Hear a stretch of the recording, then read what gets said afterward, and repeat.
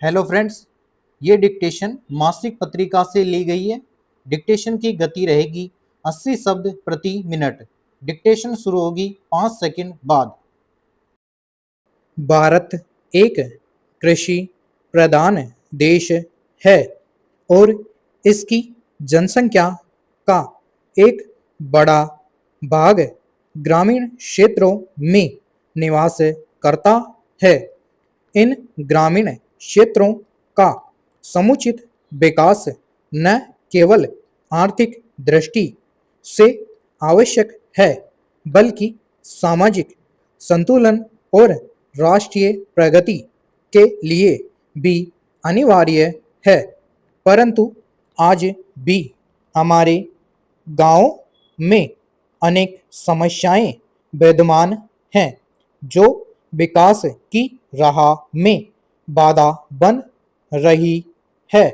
ग्रामीण विकास का अर्थ केवल बुनियादी ढांचे का निर्माण नहीं है, बल्कि यह एक व्यापक प्रक्रिया है जिसमें सामाजिक, आर्थिक, शैक्षणिक और सांस्कृतिक सुधार शामिल है।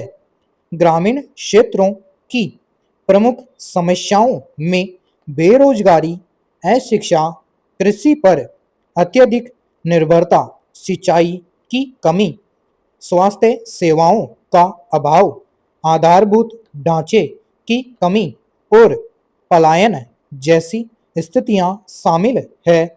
अधिकांश गांवों में रोजगार के अवसर सीमित होते हैं, जिससे युवाओं को शहरों की ओर पलायन करना पड़ता है।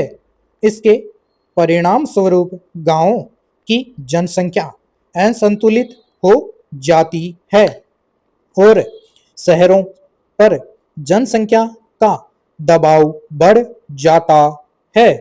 एक और प्रमुख समस्या है कृषि की अस्थिरता, जलवायु परिवर्तन, मानसून की अनिश्चितता, उर्वरकों की लागत, फसल बीमा की कमी और बाजार मूल्यों में गिरावट किसानों को आर्थिक संकट में डाल देती है। इसके अलावा शिक्षा और स्वास्थ्य की सुविधाओं का अभाव भी ग्रामीण जीवन की गुणवत्ता को प्रभावित करता है। ग्रामीण क्षेत्रों में स्कूलों और अस्पतालों की संख्या कम होती है और जहां होते भी हैं वहां संसाधनों और स्टाफ की कमी होती है।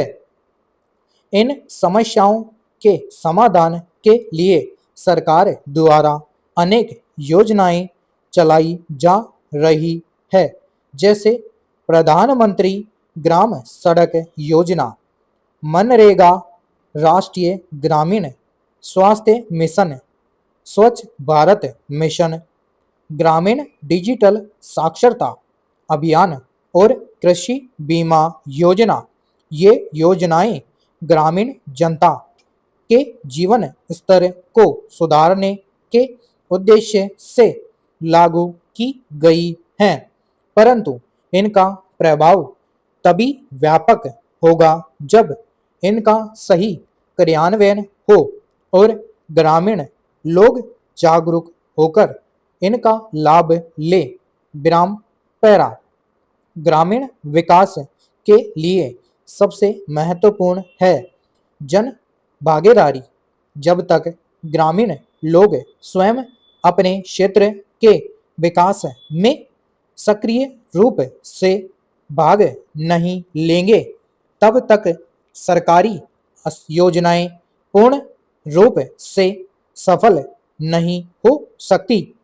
ग्राम पंचायतों और स्थानीय निकायों को मजबूत करना होगा ताकि वे अपने स्तर पर समस्याओं का समाधान कर सके।